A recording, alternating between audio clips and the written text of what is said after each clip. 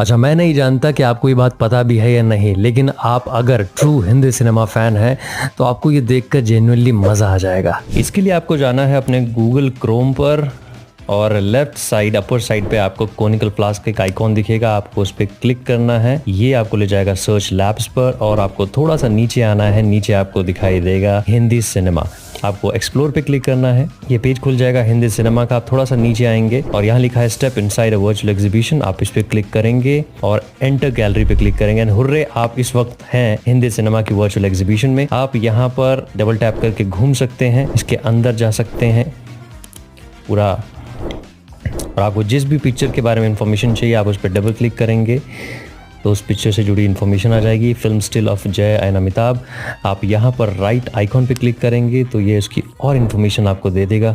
आप नीचे इनका ऐप इंस्टॉल करके एक्सप्लोर कर सकते हैं और मज़े कर सकते हैं।